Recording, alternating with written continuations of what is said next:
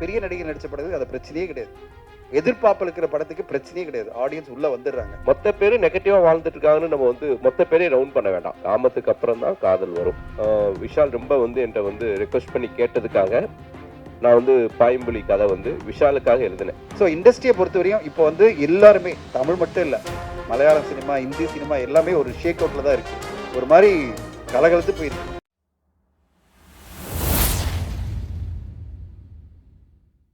ஒரு முதல் படம் பண்ண மாதிரியான ஒரு உணர்வு இந்த திரைப்படத்தில் கிடைச்சிருக்கு. ஸோ இந்த திரைப்படம் காலையில் ஒரு 10 மணிக்கு வந்து என்னுடைய நண்பர்கள் டைரக்டர்ஸ் ஒரு 10 பேருக்கு வந்து ப்ரீமியர் ஷோ மாதிரி போட்டுட்டு அவங்கள கூட்டிகிட்டு வந்து ரிலீஸ் பண்ணணும் அப்படிங்கிற என்னுடைய ஆசை. ஸோ எனக்காக வந்து இந்த ப்ரீமியர் ஷோக்கு வந்த இயக்குநர்கள் எல்லாருக்குமே என்னுடைய நன்றியை தெரிவிச்சுக்கிறேன். ரொம்ப குறிப்பாக இந்த படத்துடைய தயாரிப்பாளர் விக்னேஷ் சிவன் அவர்களுக்கும் இந்த நேரத்தில் நன்றி தெரிவிச்சுக்கிறேன். ரொம்ப ரொம்ப இந்த திரைப்படத்துக்கு வந்து பெரிய சப்போர்ட் ஸ்டில் நவ். இந்த படத்துடைய ஒளிப்பதிவாளர் ஆனந்த் கிருஷ்ணா, என்னுடைய எடிட்டர் தியாகு, சோபி மாஸ்டர், அப்புறம் எனக்கு வலதுகரம் இடதுகரம் எல்லாமே இருக்கக்கூடிய இமான் சார். ஸோ இந்த படத்துக்கு வந்து ஒரு மிகப்பெரிய ஒரு பலம் இமான் சார் தான். இமான் சாருக்கும் நன்றி தெரிவிச்சுக்க. இந்த படத்தில் ஒர்க் பண்ண எல்லா டெக்னீஷியன்ஸ்க்கும், நடிகர்கள் நிறைய பேர் வந்திருக்கீங்க, எல்லாருக்கும் நன்றி தெரிவிச்சுக்கிறேன். ரொம்ப முக்கியமாக இந்த படத்துடைய கதாநாயகன் ஃபர்ஸ்ட் டைம் ஹீரோவாக லான்ச் ஆகிறாரு ஜெகவீர், அவருக்கும் இந்த நேரத்தில் என்னுடைய வாழ்த்துக்கள். மீனாட்சி கோவிந்தராஜன், நான் அறிமுகப்படுத்தின ஹீரோயினி, மீண்டும் என்னோட சேர்ந்து பண்ணுறாங்க. துஷ்யந்த் ஜேபி சார் எனக்கு வந்து ஒரு இன்னமும் நான் மகன் அப்பா அப்படின்னா வந்து என் அப்பாவை கண் முன்னாடி கொண்டு வந்தார் அவர். துஷ்யந்துக்கு வந்து இந்த படத்தில் வந்து ஒரு செகண்ட் லீடாக பண்ணியிருக்காரு. கண்டிப்பாக அவருக்கு இந்த படம் முக்கியமான திரைப்படமாக இருக்கும் நான் பிலீவ் பண்ணுறேன். இந்த படத்தில் ஆண்டனி பக்கிராஜ், முருகானந்தம், ஹரிதா, அனுஸ்ரீ, செல்வம், குணா, யாராவது விட்டுட்டேனா, சிவானி, எல்லாருக்கும் இந்த நேரத்தில் வந்து தேங்க்ஸ். ஃப்ரெண்ட்ஸாக வந்து நடிச்சிருக்கிற ஸ்ரீ, நவீன், அவங்களுக்கும் இந்த நேரத்தில் நன்றி தெரிவிச்சுக்க. இந்த படத்தில் ஒர்க் பண்ண என்னுடைய டெக்னிக்கல் குரூ, நம்ம லைட்மேன் யூனியன்ஸ், கேமரா டீம் எல்லாருக்கும் தேங்க்யூ ஸோ மச். கிரிக்கெட் பிளேயர்லேருந்து எப்படி 2K லவ் ஸ்டோரி ஹீரோவானேன்னு கேட்டிருக்கணும் கொஸ்டின். அப்படி வந்து கொஸ்டினை கனெக்ட் பண்ணியிருக்கணும். ஸோ என்னுடைய கதாநாயகிட்ட ஏதாவது கான்ட்ரவர்சியான கேள்விகள்? சரி, ஓகே. மீனாட்சி, இது உங்களுடைய தேர்ட் ஃபிலிம். எனிவே இது வந்து ஒரு 2K கிட்டா நீ இந்த படத்தில் நடிச்சிருக்க. இந்த படம் பார்த்து முடிச்சதுக்கப்புறம் என்ன ஃபீல் பண்ணீங்க? எல்லாருக்கும் வணக்கம். முதல்ல சார் வந்து கதை சொல்லும்போது கதை சொல்லி முடிச்சிட்டாரு. சார் கதை பேர் என்ன சார் அப்படின்னு கேட்டேன். 2K லவ் ஸ்டோரி அப்படின்னாரு. சார் உங்கள் கதை தானா சார்? எப்படி சார் உங்ககிட்ட இருந்து ஒரு ஏன்னா ரொம்ப ப்ரீஸியாக எனக்கு ரொம்ப கனெக்ட் பண்ண சார். சார் நீங்கள் தானே சார் கான்ட்ரவர்சி கேட்டீங்க?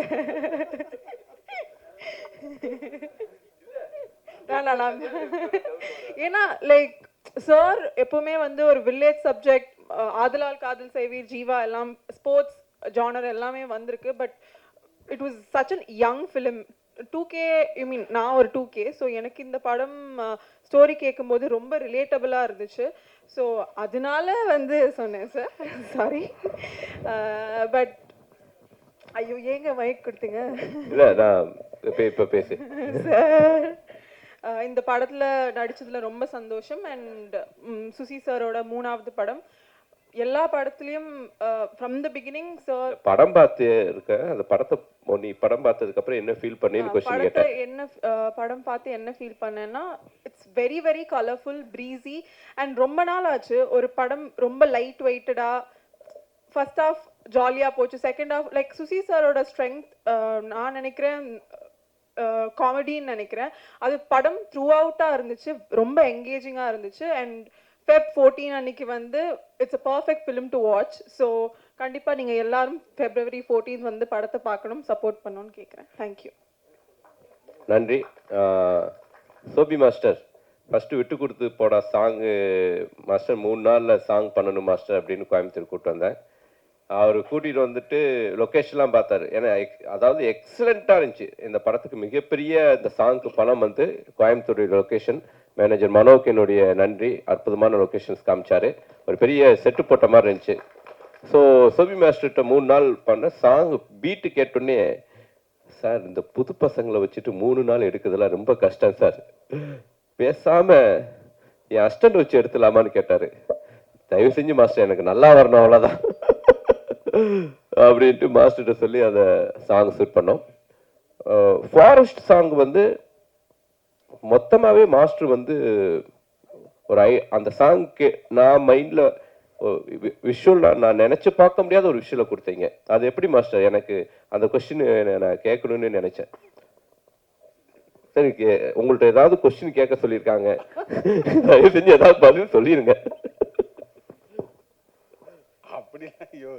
அப்படிலாம் வித்தியாசமெல்லாம் யோசிக்கல சார். நீங்க ஃபாரஸ்ட்னு சொன்னீங்க, நேரம் போய் சரி பார்த்தா அங்கே என்ன இந்த சாங்க்கு அந்த இடத்துல எப்படி செட் பண்ண முடியும்னு. ஆக்சுவலி நம்ம காஸ்டியூம்லாம் வேற ஒன்று தைச்சிட்டோம் இல்லை சார், வேற ஒரு காஸ்டியூம் ரெடி பண்ணிட்டாங்க. பட் அந்த இடத்துல நமக்கு நாங்கள் பார்க்கும்போது அந்த ஃபாரஸ்ட்டுக்கு விஷுவலாக நம்ம சவுண்டாக ஒன்று கேட்போம்ல, அந்த கதையும் வரணும், சேம் டைம் வந்து அதுவும் ஒரு கிட்டத்தட்ட ஒரு ப்ரீ வெட்டிங் ஷூட் மாதிரி தான். ஸோ அந்த கான்செப்டை பேஸ் பண்ணி வேறு என்ன நல்லாயிருக்கும் விஷுவலாக, இந்த இடத்துல எந்த காஸ்டியூம் தான் நல்லாயிருக்கும்னு சொல்லி அப்புறம் அங்கே எமர்ஜென்சியாக ஒன்று அவசரமாக ரெடி பண்ணி ஒன்று பண்ணோம். மற்றபடி இதில் ரொம்ப அது பயங்கர சரி, ரொம்ப கஷ்டமான கேள்வி கேட்குறேன். சொல்கிறேன், சுசீந்திரன் சாரோட நீ எத்தனாவது படம் பண்ணுறீங்க இது? சார் கணக்கே இல்லை எனக்கு தெரிஞ்ச. அது அவரு எவ்வளோ தெளிவாக 90 சொன்னார், இப்போ நீ சொல்லியே ஆகணும். அது நான் அப்படி கணக்கு வச்சுக்கலையே. ஆல்மோஸ்ட் வந்து 95% ஃபிலிம்ஸ் சார் பண்ணதில் எல்லாமே எனக்கு தெரிஞ்சு. ஆமாம், 95% ஃபிலிம் சார். ஆமாம் ஆமாம், ராஜபட்டேல் ஆரம்பிச்சு இது வரைக்கும் எல்லா படத்துலையும் எல்லா சாங்ஸ் பண்ணிருக்காங்க. காதலை பற்றி பேசும்போது இப்போ உள்ள ஆட்களுக்கு ஏதோ காமம் தான் முக்கியம் அப்படிங்கிற மாதிரி ஒரு வரி வருது. 2K கிட்ஸ்லாம் அப்படி தான் இருக்காங்களா? என்ன சொல்ல வரீங்க இந்த படத்தில்? இல்லை, அப்படி அந்த ட்ரெய்லரில் வரல. காதல் வர்றதுக்கு முன்னாடி ஒரு ஹியூமனாக காமம் தான் ஃபஸ்ட்டு வரும். அது ஆதாம் ஏவாள் காலத்துலேருந்தே அதுதான். ஸோ அதுதான் நெகட்டிவ் ப்ளஸ் பாசிட்டிவ்ங்கிறதே. அதைத்தான் இந்த கதையில் சொல்கிறோம். இந்த உலகம் பார்க்குற மாதிரி எங்களை எதுக்கு வாழ சொல்கிறீங்க, நாங்கள் ஃப்ரெண்ட்ஸ் அப்படிங்கிறத அவன் சொல்லுவான். அஸ் எ ஹீரோவுடைய டாக்கே வந்து ஒரு இத்தனை வருஷம் அவன் கூட பழகுறேன், எந்த மொமெண்ட்லேயுமே அப்படி ஒரு தாட்டே வந்தது கிடையாது. எந்த பொண்ணாக இருந்தாலும் காதல், ஒரு பொண்ணு மேலே காதல் வர்றதுக்கு முன்னாடி ஒரு க்ரஸ்ஸோ ஒரு காமமோ அது வந்து அது வந்து நீங்கள் க்ரஸ்ன்னு சொல்லலாம். அது உண்மையான வார்த்தை, அது காமம் தான். காமத்துக்கு அப்புறம் தான் காதல் வரும், காமத்துக்கு அப்புறம் தான் கல்யாணம் நடக்கும். அதான் சார். சுசி சார், இப்போது 2K லவ் அப்படின்னா இப்போ அட்வான்ஸாக போயிட்டானுங்க. முன்னெல்லாம் வந்து பார்க்கறது அகத்தின் சார் சாலமன் சார் சொன்ன மாதிரி தான், பார்க்காமே காதல் இருந்தது. அதுக்கப்புறம் கொஞ்சம் பார்த்தாங்க, தள்ளி தள்ளி கையை காட்டினாங்க. இப்போ பார்த்த உடனே பைக்கில் கூப்பிட்டு போயிட்டே இருந்துறானுங்க. இதுக்கு நடுவில் பாய் பேசின்னு ஒருத்தன் வரான். பார்த்தோன்னே நீங்க கூட்டிட்டு போனீங்களா? இப்போ 2K பார்த்தோன்னே நீங்க கூட்டிட்டு போனீங்களா? அப்படிலாம் யாராவது வர்றாங்களா? இப்போ அட்வான்ஸ் அப்படிலாம் 2K கிட்ஸை பத்தி நெகட்டிவா சொல்லாதீங்க, நான் ஒத்துக்க மாட்டேன். நான் நெகட்டிவா சொல்லல, அடுத்த செகண்டே பிக்கப் ஆயிடுது. அப்படிலாம் பிக்கப் ஆக வாய்ப்பே இல்லை சார். என்ன சார், பசங்களை பின்னாடி பாருங்க, அவனுங்க வந்து பசங்க குமுறது தெரியும் சார். பின்னாடி 90s நிறைய பேர் இருந்தாங்கன்னா எல்லாருக்கும் தெரியும். கல்யாணமே ஆகல, அட்லீஸ்ட் ஒரு நாளாவது தேவைப்படும் சார். அததான் சார், பார்த்தோடனே கூட்டிட்டு போறாங்கன்னு இல்ல. இதுக்கு நடுவுல பாய் பேசின்னு ஒருத்தன் வரான். அந்த மாதிரியான கான்செப்ட் 2K ல இருக்கும். இல்ல இல்ல இல்ல, அந்த மாதிரி 2K ல இல்ல. இன்னொரு இந்த பாய் பெஸ்டி நீங்க சொல்லக்கூடிய சின்ன சின்ன வார்த்தைகள்லாம் அந்த காலத்துல இருந்து இருக்குது. அதுக்கு நம்ம பேர் வைக்காம இருந்தோம், கள்ளக்காதல்னு இருந்துச்சு. ஓகேங்களா? எல்லாத்துக்குமே ஒரு ஒரு பேரை இப்ப வச்சிருக்காங்க, அவ்வளவுதான். எல்லா காலகட்டத்திலையும் எல்லா விதமான உறவுகளும் இருந்திருக்குது. இப்ப அதுக்கு நமக்கு பேர் வச்சு அதுக்கு ஒரு அடையாளப்படுத்தி, இப்ப நமக்கு மீடியா பவர்ஃபுல்லா இருக்கிறதுனால இந்த 2K ஜென்ரேஷன் பசங்க மட்டும்தான் வந்து ரொம்ப வந்து கெட்டு போன மாதிரியான ஒரு பிம்பத்தை உருவாக்கி இருக்கோம். இன்னொன்று எல்லா காலம் 80 இருக்கட்டும் 90 இருக்கட்டும், நான் 96 நான்லாம் வந்து டிவி பார்த்தே கெட்டு போறியாடா நம்ம திட்டுவாங்க. ஸோ டிவி பார்க்குறது அவ்வளோ பெரிய குற்றமா இருந்துச்சு. அது மாதிரி இப்போ வந்து மொபைல் பார்க்குறானுங்க, மொபைல் பார்த்தே கெட்டு போறானுங்க, மொபைலை தவிர வேறு எதையும் பார்க்க மாட்டேங்கிறானுங்க அப்படின்னு ஒரு குற்றச்சாட்டு இருக்குது. நான் என்னென்ன சொல்றேன்னா, எல்லா காலகட்டத்திலையும் பாசிட்டிவான பக்கங்கள் இருந்துட்டு தான் இருக்குது. பாசிட்டிவாகவும் வாழ்ந்துட்டு இருக்காங்க, மொத்த பேர் நெகட்டிவாக வாழ்ந்துட்டு இருக்காங்கன்னு நம்ம வந்து மொத்த பேரையும் ரவுண்ட் பண்ண வேண்டாம். பாசிட்டிவான விஷயங்களை முடிஞ்ச வரைக்கும் நம்ம இந்த சமுதாயத்துக்கும் இந்த இளைஞர்களுக்கும் சொல்லுவோம் தான் இந்த 2K கிட்ஸில் இருக்கக்கூடிய பாசிட்டிவான மனிதர்களை பதிவு பண்ணியிருக்கேன். சார் நீங்கள் வந்து புதுமுகங்களை வந்து அறிமுகப்படுத்துறதுல ரொம்ப எக்ஸ்பர்ட்டாக இருக்கீங்க. ஏன்னா வெண்ணிலா கபடிக்குள்ள அவங்க எல்லாம் வந்துட்டாங்க. ஆனால் இன்னொரு பக்கம் பார்க்க போனால் பெரிய ஹீரோக்களுடைய டேட் கிடைக்கலையா? ஒருவேளை அவங்க வந்து இந்த மாதிரியான இதெல்லாம் நடிக்க மாட்டேன் அப்படின்னு சொல்கிறாங்களா? அதனால தான் நீங்கள் புதுமுகங்களை தேடி இது பண்ணுறீங்களா? இல்லை, நான் வந்து பாயமொழி கதை மட்டும் பாண்டி நாடு ஹிட்டுக்கு அப்புறம் விஷால் ரொம்ப வந்து என்கிட்ட வந்து ரெக்வஸ்ட் பண்ணி கேட்டதுக்காக நான் வந்து பாயம்புலி கதை வந்து விஷாலுக்காக எழுதினேன். ஓகேங்களா? அதுக்கப்புறம் நான் பண்ணின இந்த 18 திரைப்படங்களும் ஹீரோவை மைண்டில் வைக்கவே மாட்டேன். ஃபர்ஸ்ட் கதை எழுதிட்டு தான் அப்புறம் ஹீரோ செலக்ட் பண்ணுவேன். ஸோ கதை எழுதி முடிச்சதுக்கப்புறம் இந்த படத்தை வந்து ஒரு கரெக்டான ஒரு யங்ஸ்டர்ஸ் பண்ணாதான் நல்லாயிருக்கும். ஏன்னா இது வந்து ஒரு காலேஜ் முடிச்சுட்டு ஒரு அப்போத்தான் அந்த ஒரு 2K ப்ரீ வெட்டிங் ஏஜென்சி நடத்திட்டு இருக்கக்கூடிய ஒரு பசங்களோட லைஃப். அதனால ஹீரோ இந்த படத்துக்கு செட் ஆக மாட்டா, அப்படி பெரிய ஹீரோக்கள் யாரும் செட் ஆக மாட்டாங்க. ஸோ ஜெயவி ரொம்ப கரெக்டாக இருப்பான்னு தோணுச்சு, அதனால பண்ணேன். சார் இப்போ வந்து சோஷியல் மீடியாவில் வந்து கொஸ்டின் கேட்குறவனு தனியாக முன்னாடி ஒதுக்கிட்டாரா சதீஷ்? சார் எனக்கு இல்லை சார், எனக்கு இங்கே வரும் சார். 2K கிட்ஸ் இப்போ வந்து சோஷியல் மீடியா பார்த்தீங்கன்னா 2K கிட்ஸ், 80 கிட்ஸ், 90 கிட்ஸ், சரிங்களா? அவங்க ரெண்டு பேருக்குமே ரெண்டு பேருக்குமே வந்து பெரிய பிரச்சனை போயிட்டு இருக்கு. நீங்க வந்து லவ் பண்றீங்களா, நாங்க லவ் பண்றோமா, யார் ஃபர்ஸ்ட் கல்யாணம் பண்றான்னு சொல்லிட்டு ஒரு விஷயம் போயிட்டு இருக்கு. இப்போ வந்து நீங்க 2K படம் எடுத்திருக்கீங்க. ஸோ 80 கிட்ஸ்க்குலாம் வந்து இது வந்து ஏத்துப்பாங்களா? 80s 90ஸ்ல ஏற்றுக்குவாங்களான்னு கேட்குறீங்களா? நான் அந்த 80s 90ஸ்க்கு ஏற்றுக்கிற மாதிரி நான் இந்த படத்தில் கிளைமேக்ஸ் வச்சுருக்கேன். இந்த படமே 2K கிட்ஸுக்கு பற்றின லைஃபு. ஆனால் இந்த படம் யாருக்கான படம் அப்படின்னா 80s 90s ஓட பேரண்ட்ஸுக்கான திரைப்படம் இது. அதான் 2K பசங்களுடைய லைஃப், அவங்களுடைய லைஃப்பை பதிவு பண்ணியிருக்கேன். சார் வணக்கம், நான் ராதா பாண்டியன் சொல்கிறேன். வணக்கம்ண்ணே. சார் நிறைய க்ரைம் சப்ஜெக்ட்டு, பேய் சப்ஜெக்ட்டு, கொலை வெட்டு குத்துன்றப்ப இந்த கதையை எப்படி நீங்கள் செலக்ட் பண்ணி இதை சார் டைரக்ட் பண்ண முயற்சி பண்ணுறீங்க? இல்லைண்ணே, நான் உங்களுக்கு தெரியாது ஒன்றும் கிடையாது. நான் ஆக்ஷன் படம் பண்ணிகிட்டே இருந்தால் கூட பேரெல்லாம் இந்த மாதிரியான சினிமாக்கள் பண்ணிடுவேன். வெண்ணிலா கபடி குழு, அதனால் கதை, ஜீவா, ஒரு ப்ளசண்ட்டான படங்கள் பண்ணிகிட்டே தான் இருப்பேன். ஸோ அப்படி ப்ளசண்ட்டான கதைகள் தான் வந்து நமக்கே ஒரு பாசிட்டிவான எனர்ஜியை கொடுக்கும்.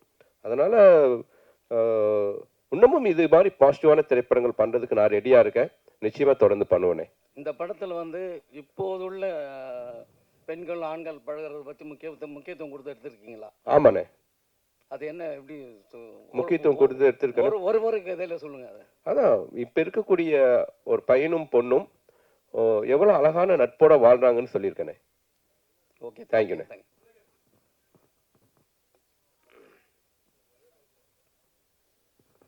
சார், காலேஜஸில் ப்ரமோட் பண்ண போகிறீங்கன்னு சொல்லியிருந்தீங்க. அது ப்ரீ ரிலீஸாக பண்ண போகிறீங்களா, இல்லை ஒவ்வொரு காலேஜுக்கும் தனியாக டிக்கெட் வாங்கி அந்த மாதிரி கொடுத்து அந்த மாதிரி பிளான் பண்ணிட்டு? இப்போ வந்து 4 ஃப்ரேம்ஸில் தான் ஷோ ப்ளே பண்ணுறேன். ஸோ காலேஜ் ஸ்டூடெண்ட்ஸ் எல்லாரையும் வர வச்சு எல்லாருக்கும் ஷோ போட்டுட்டு அப்புறம் அவங்களோடைய கலந்துரையாடல் மாதிரி பிளான் பண்ணியிருக்கேன். கோயம்புத்தூரில் காலேஜுக்கு ஆப்போசிட், பிஹெச்டி காலேஜுக்கு ஆப்போசிட்லேயே வந்து ஒரு தியேட்டர் இருக்குது. அந்த தியேட்டரில் கோயம்புத்தூரில் பிளான் பண்ணியிருக்கோம். ஸோ ப்ரீமியர் ஷோ, அதாவது ப்ரீவி தியேட்டர்ஸ் இல்லாத ஓட்களில் தியேட்டர்லேயே போட்டு காமிச்சு அவங்களோட ஒப்பீனியன் வாங்கிட்டு அதுக்கப்புறம் வந்து அவங்களோட பேசலான்னு முடிவு பண்ணியிருக்கோம். தனஞ்சலி சார், ஏதோ ஒம்பழுக்கு பிறகு நினைக்கிறேன். இல்லை கேரளா இண்டஸ்ட்ரியே வந்து க்ளோஸ் பண்ணுற அளவுக்கு போயிடுச்சுன்றீங்க. பட் ஆனால் தமிழ் இண்டஸ்ட்ரியும் அந்த அளவுக்கு தான் இருக்குது. ஆனால் நம்மளுக்கு போராட்ட குணம் அதிகம் இருக்கிறதுனால நிறைய படங்கள் வந்துட்டுருக்கு.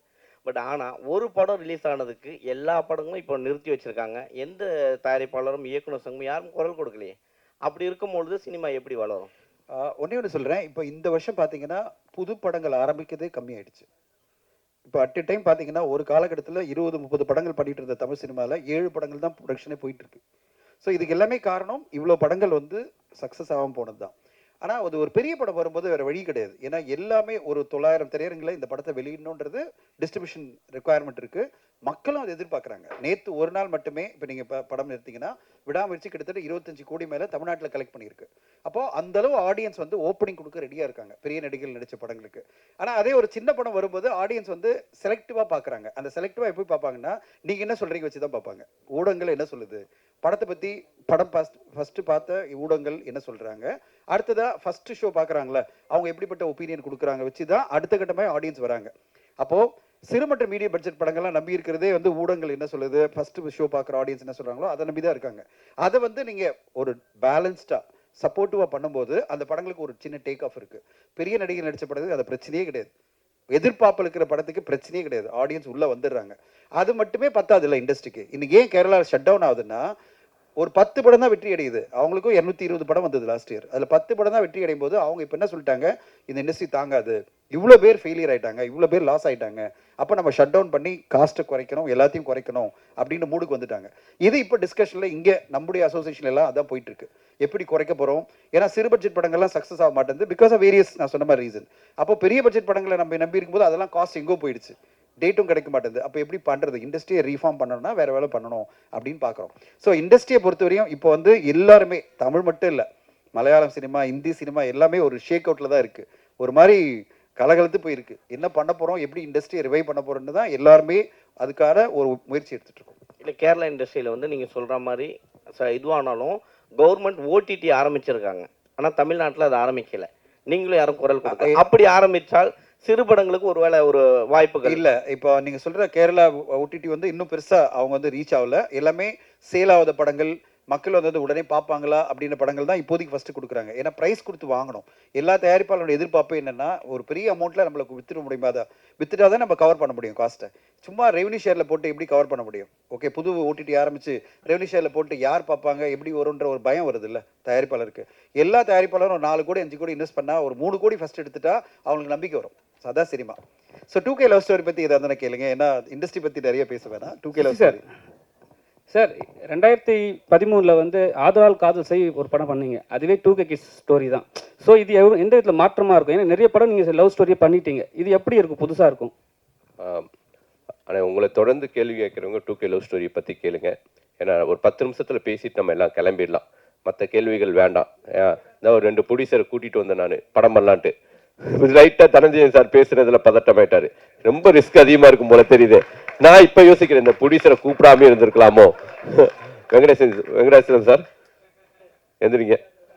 சார் தான் எனக்கு என்ன சார் தெரியும், பாசிட்டிவான விஷயங்களை பேசுன்னு தான் படமே எடுக்கிறோம். சரி, ஓகே, எனிவே சார் பயப்படாதீங்க, நான் இருக்கேன், டோன்ட் வரி.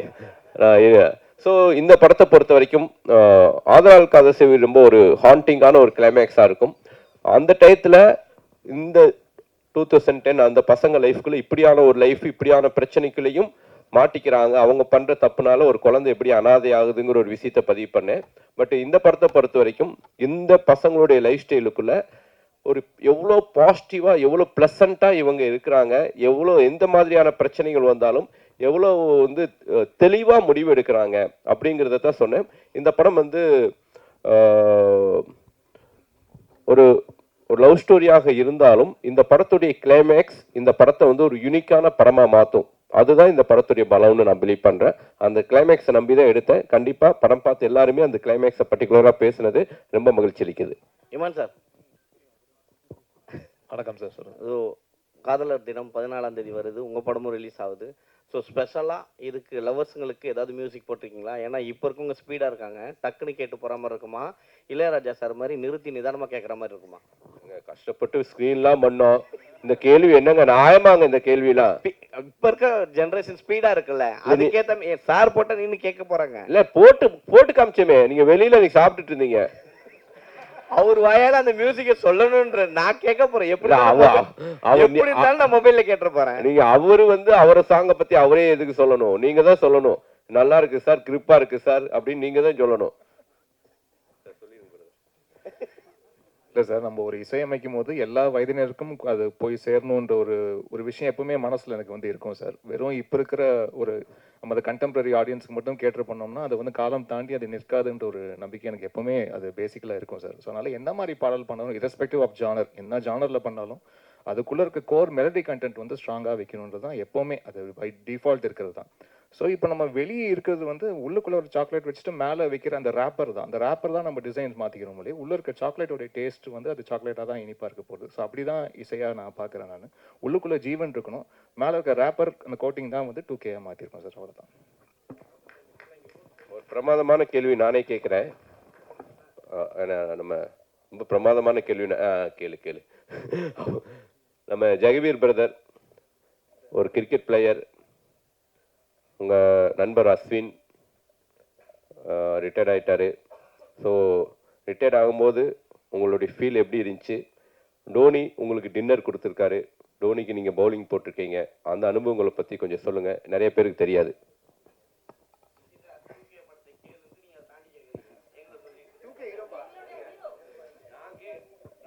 ஹீரோ யாரு அப்படின்னு உங்களுக்கு தெரியணும். இல்லைங்க, இவரை பத்தின அறிமுகம் எனக்கு வேணும். அப்பதான் சரி, கரெக்ட் தான், இருந்தாலும் வந்து நான் மன்னிப்பு கேட்டுக்கிறேன். ஓகேங்களா? அவங்க உங்களுக்கு என்ன தோணுதோ சொல்லுங்க பிரதர்.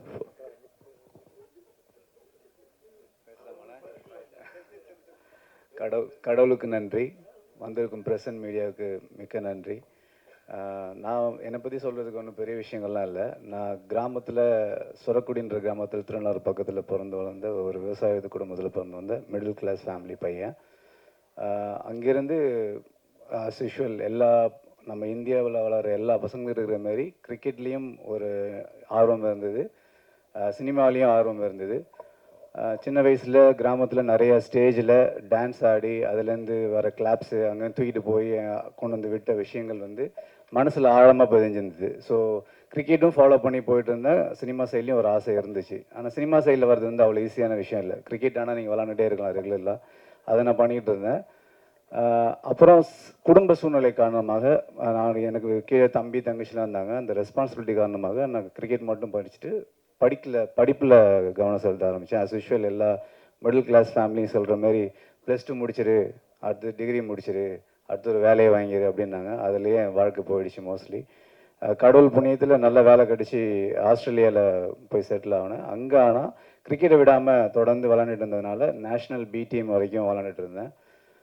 அப்போ இந்தியா டீம் வரும்போது அந்த டீமுக்கு ஆப்போனண்ட்டாக ப்ராக்டிஸ் மேட்ச் விளாண்டேன். ஸோ அது வந்து எனக்கு பெரிய விஷயமா இருந்தது. ஏன்னா நம்ம இந்தியாவுக்காக விளாட்ணும் அப்படின்ற ஒரு சூழ்நிலை தாண்டி, ஆனால் விளையாட்டு மேலே உள்ள ஆர்வத்தினால கடைசியில் கிரிக்கெட் வந்து இந்தியாவுக்கு ஆப்போசிட்டாக விளாண்டேன். ஸோ தோனி, விராட் கோலி, அஸ்வின் பிரதர், சுரேஷ் ரெய்னா இதுமாதிரி அவங்களோட ப்ராக்டிஸ் மேட்ச்லாம் நிறைய விளாண்டுருக்கிறேன். பட் அங்குள்ள சூழ்நிலையால் திரும்பியும் குடும்ப சூழ்நிலைனால என்னால் கண்டினியூ பண்ண முடியல கிரிக்கெட்டை. So back to cinema. அங்கே இருக்கும் போதே நான் டைரக்ஷன் கோர்ஸ் படிச்சிருக்கிறேன், எடிட்டிங் கோர்ஸ் படிச்சிருக்கிறேன், ஆக்டிங் கோர்ஸ் படிச்சிருக்கிறேன். இப்படி ப்ரிப்பேர்டாக இருந்தேன். இடையில கோவிட் லாக்டவுன் வந்துச்சு. ஸோ அந்த கோவிட் லாக்டவுனில் ஐ வாஸ் திங்கிங், நம்ம இது வரைக்கும் குடும்பம், அண்ணன் தம்பி இந்தமாரி ரெஸ்பான்சிபிலிட்டியோடு வந்துட்டோம். ஆனால் இது வரைக்கும் நமக்காக என்ன பண்ணணும்னு யோசித்து பார்க்கும்போது ஒன்றுமே பண்ணல. வாழ்க்கையும் ஆல்மோஸ்ட் முடிஞ்சிடும். இப்படியே கடன், லோனு, அப்புறம் வீடு கட்டு, நம்ம மிடில் கிளாஸ் நம்ம எல்லாம் பண்ணுற மாதிரி தான். ஸோ அங்கேருந்து வந்த ஒரு பையன்தான் நான். அப்போ யோசித்து வீட்டில் உள்ள சப்போர்ட்னால திரும்பி சினிமாவை தொடர்ந்து வந்தேன்.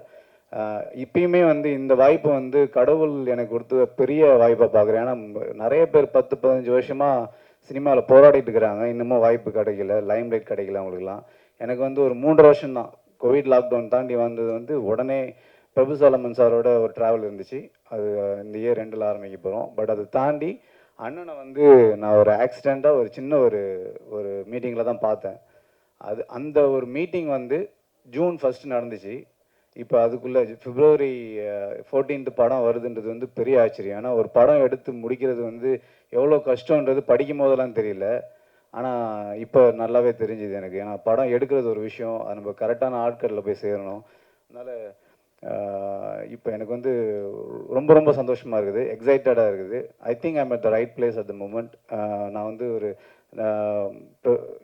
கனவுல கூட கண்டிருக்க முடியாது எல்லாரும் நினச்ச மாரி. நான் இப்போ அங்கே உட்கார்ந்த ஒரு ஆள் வந்து இங்கே ஒரு 3 வருஷத்தில் ஒரு சுசீந்திரன் சார் மாரி ஒரு டைரக்டரும், அப்புறம் இமான் சார் மாரி மியூசிக் டைரக்டர் பண்ணி அது அவங்க மூலியமாக லான்ச் ஆகிறது வந்து எத்தனை பேருக்கு இப்படி ஒரு வாய்ப்பு கிடைக்குன்னு கிடைக்கல தெரியல. ஸோ அந்த வாய்ப்புக்கு மிக மிக நன்றி. வேறு என்ன சொல்கிறது, ஒரு 1-2 பாசிட்டிவ் பர்சனோடு இருக்கும்போது நம்ம 3ஆவதாக ஒரு பாசிட்டிவ் பர்சனாக ஆகும். அதுக்கான வாய்ப்புகள் அதிகம். ஸோ அப்படி பார்க்கும்போது இந்த படம் ஃபுல்லாகவே எல்லாருமே பாசிட்டிவ். படமும் நல்லா பாசிட்டிவாக சூப்பராக எனர்ஜெட்டிக்காக வந்திருக்கு. அதை தாண்டி அதை கரெக்டாக கொண்டு போய் சேர்க்கறதுக்கு இன்னொரு சூப்பர் பாசிட்டிவ் பர்சன் வேணும். அதுக்கு தான் தனஞ்சயன் சார் வந்தார். ஸோ அதோட ரிஃப்ளெக்ஷன் இப்போ நம்ம பார்க்கலாம். நம்ம கடைன்னு இப்போ நிறைய ப்ரொமோஷன் மீடியாஸ் எங்கே இப்போ தான் நடந்துகிட்ருக்குது. ஸோ எனக்கு ரொம்ப நம்பிக்கை இருக்குது. இந்த படம் வந்து பிரபு சாலமன் சார் சொன்ன மாரி நட்புக்கும் கற்பு இருக்குது அப்படின்றது தான் ஒன்லைனர். இதை நீங்கள் பார்த்துட்டு கண்டிப்பாக சொல்லுங்கள். தரவாக என்ஜாய் பண்ணுவீங்க. எல்லாருமே ஃபஸ்ட்டு படம் மாரி இல்லாமல் நல்லா நடிச்சிருக்கிறாங்க. ஓல் யூனிட்டே இதில் பாசிட்டிவாக இருந்ததுனால படமும் பாசிட்டிவாக பிஸியாக வந்திருக்கு. ஏதாவது தவறாக சொல்லியிருந்தால் மன்னிச்சிருங்க. நன்றி.